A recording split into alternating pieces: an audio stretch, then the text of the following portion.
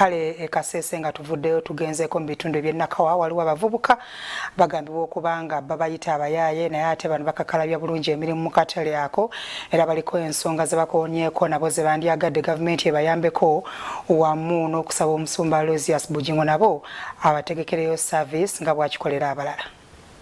Yes, batuyita bayaaye ekyo kyakwatayo naye nga tuli bakozi ate tuli bagezi.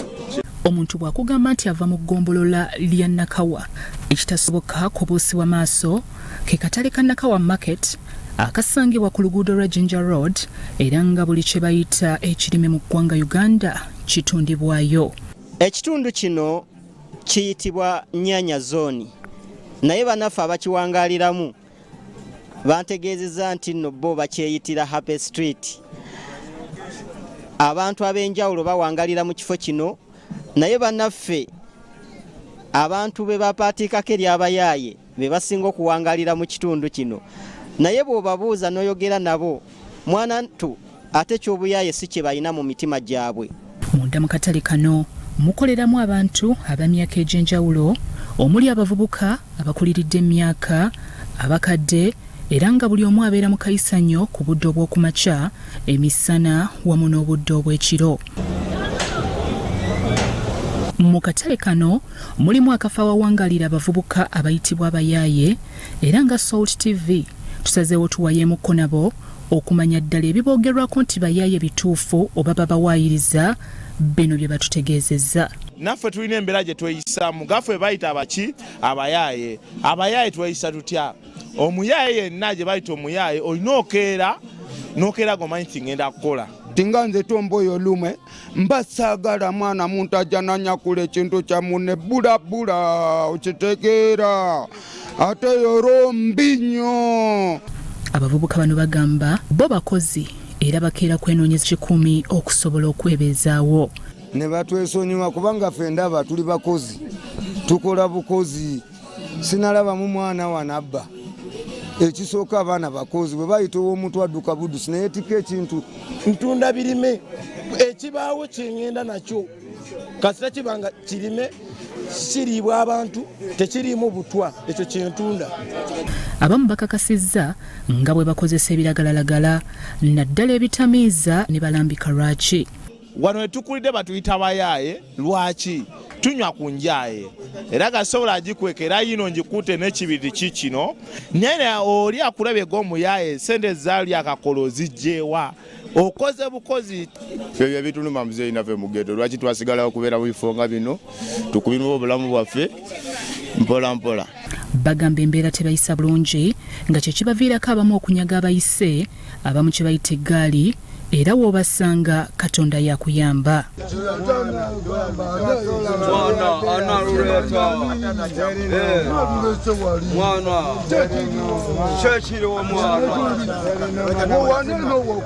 Era bavugamu lwa busungu bagamba tunyigemu lwa mbeera n'onyiga oyiyiza kesiise kuyodde okomyewo neera bakuyodde okomyewo tolina w'otandikira lwaki oyisa mu gaali ofuneyo kacaayi. Ku ky'okubajjako obuyinza eri ssentebe w'akatale kano bagamba kyabakola bubi nnyo kubanga yabadde abajuna. Emirimu tukola ne ssente ogenda okutuukiriza ebiseera ebimu nga nawe embeera kunyigiriza nawe notukisa ng'olaba kuba n'emirimu tukola kati ngaffe abamu tuli mu kanso tukola naye omusala okujja nawe oluba lutalo kitegeera. Joza tukwatiridde nnyo chairman waffe KCCA eze ne tukwata mu ngeringa nga ateyagala okola ki okuovertakinga which is not very nice. Ku nteekateeka za gavumenti bagamba beewandiisa nga balina essuubi osanga banaaziganyulwamu ombe buteerere. Buli omwana yawandika erinnya lye n'awandika buli kimu ne bagamba kati tubasuubiza kati nga omwezi ng'ebiri mujja kuwulira ki ekivaayo. Twalinda ne tukoowa. Tunenga amagezi go tulina n'abandi abola bingi basobola okukola ensonga lwaki obalaba bona weebali banyoomebwa nete ubatuya teri alabika buli omu anyirira. Bo abawangala n'abavubuka bano bagamba tebabafuna mu buzibu kubanga balina amazima ebitagambika.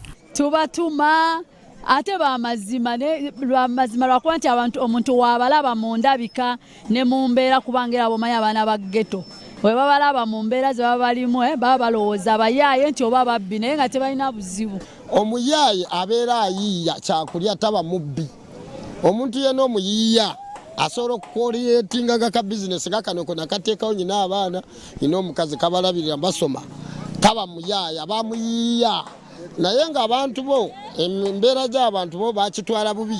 Abavubuka bano bayemu ku nnyimba ezitendereza Katonda. Katonda wange oli mulungi, Katonda wange nze nkusinza, kuva enjuba gyeva paka gyegenda gwe Katonda wange. Tusiba nga ffe tukola mirimu gyaffe kunakawa, banange nze nsabanga nnyo Mukama Katonda, bana ba Youth Ghetto muliwa, banange tukole.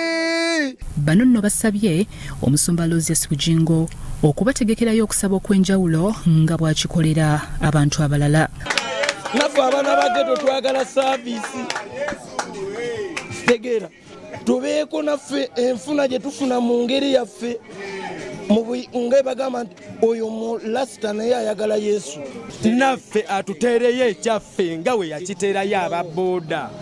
Ajje wano atuyite alabe we tunakola ki we tunagaana. Singa tufuna omukisa tufuna service eyo enetukwatira awamu ate nga tutwala nga tuyite nga abageto tiri agenda kutya kwesegamba otidde tudde noono wabula nga mutudde wamu abageto abeewa ne tuwulira ekintu kimu ne tujjamu omulamwa gumu ne tukolebwako ekintu ekirungi ekyawamu ne nga kiva eri Katonda ng'ayita mu musajja wa Katonda nga Pastor Bujingo.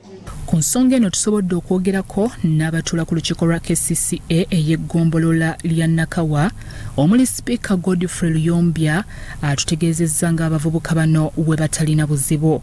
Abavubuka abo munnange ne mu kitundu ekyo basereebu mulimu community radio ebeeramu ebikuba ennyimba zaabwe era mu katale ako bamanyikiddwa era batuyambako nnyo ffe ng'abakulembeze buli we tuba nga tulina enteekateeka ze tukola mu katale betukozesa okubeera nga be batambuza eddoboozi kubanga bawulirwamu nnyo olw'embeera yaabwe. Mu kusooka abantu babalaba bamu nga basibye enviiri ne balowooza nti bamanyi bamateeka naye ate bantu abasinga okubeera hambo. Naye abavubuka bano bali mu katale muno banywa buli kitamiiza kinandyogedde bwentyo naye amazima gali nti bakozi. Naye nsuubira nti mu mbeera eno gye tutambuliramu tulina okubakuumira ngaawo nga ffe ng'abakulembeze okubakuumira mu mbeera eyo. Ekikulu kya byonna nti bakola. Ekirooto kyabwe kiri nti singa gavumenti ya Uganda eno eyamba nemanya nti no abantu abawangalira mu ghetto bano abavubuka basobola okufuuka abantu ab'omugaso mu nsi nebakwatirako. Nze Kyambadde Lawrence n'Owola Gabriel tusinzidde eno mu katale Nakawa mu Kampala.